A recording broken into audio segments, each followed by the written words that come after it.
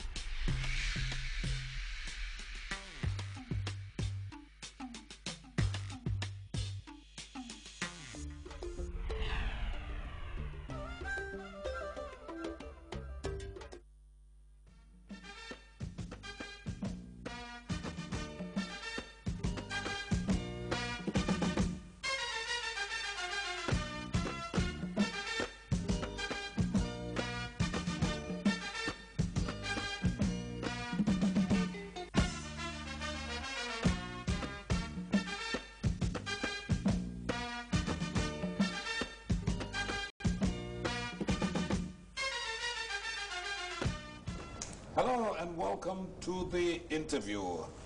Tonight I have Aisatu S. Barry with a Jilanka in brackets. She's a grade 11 student at the Methodist Academy. She's just been to the United States in Washington to attend the Model United Nations Club. Aisatu, welcome to the interview. Thank you, my pleasure. Going to America for the first time, it was great. Yeah, it was a great experience. Now, how were you selected to go to the Model United Nations Club?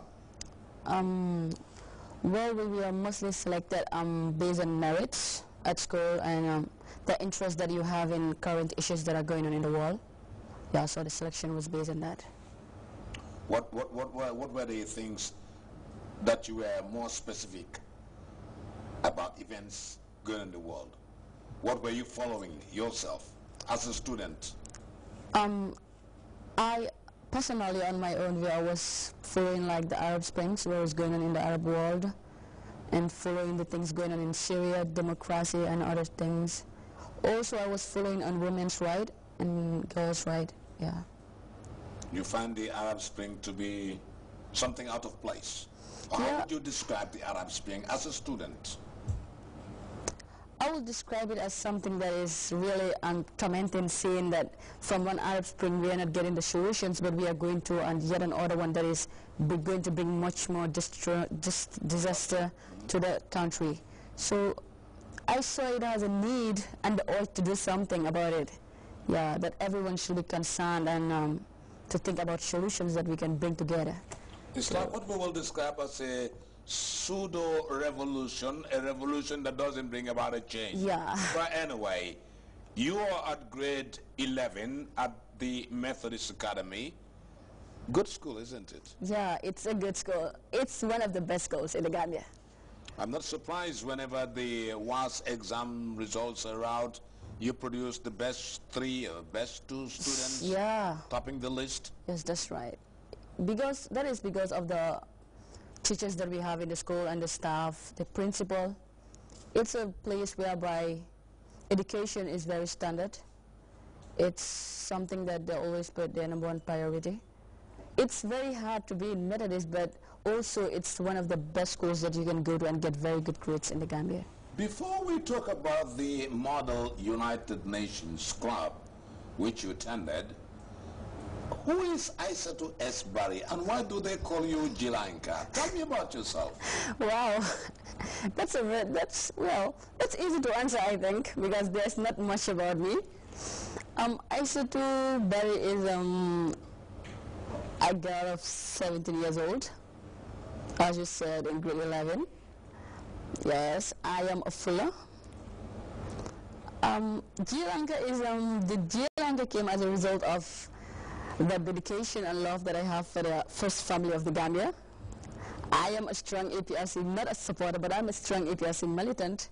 So that's what brought the name Jilanka. That's not the only name, but that's a name that is much more known. Yeah, I just decided to be Aissatou S. Barry Jilanka. And your friends call you Jilanka? Yeah, they call me Jilanka. Yeah, because, yeah, they call me Jilanka. Yeah. Aissatou, you were selected among 32 Gambians that went to the United States in this Model United Nations Club. When it was made known to you that you're part of this 32, how did you feel? I feel very happy in the first time, but what I felt the most was I felt very proud because being chosen to go and represent your country, you are not representing your individual self, you are representing the Gambia on such a big gathering. It gives you so much pride because I believe that Gambia is all that we have and Gambia is my pride. So it's an opportunity that I want. So being able to get that opportunity to represent the Gambia, it was really something that made me very proud. Now, tell us something about this Model United Nations Club. What is it? Okay, the Model United Nations Club is a club under the UN. It aims at bringing together students from different parts of the world, from different categories, students at school level, colleges, universities, to bring them together and make them to step into the shoes of world ambassadors, through which they can discuss about some of the problems going on in the world, because they believe that when students are the future leaders of tomorrow, so they believe that when students are brought together to discuss about some of the problems and they are left alone to make the decisions without any form of interference, they alone are using their own mentalities to see about the problems. We believe that if that is done, students will try to know what is causing the problems, and when they think of the solutions, that might cause them not to cause the same mistakes when they step into the position of world leaders in the future. It's like repositioning you in the present world. Yes.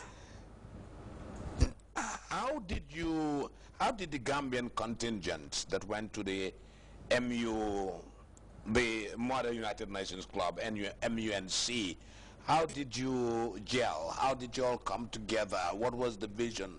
What did you plan together and say, when we go there, this is going to be our approach? Our vision, our main aim and target was to go there and make Gambia proud. That was our main vision. That is our aim. We went there. We made our research before we went. We met with people from different parts of the world, students, come together, debate. Yeah, but behind everyone's mind, you had the desire to make the country proud because you are there.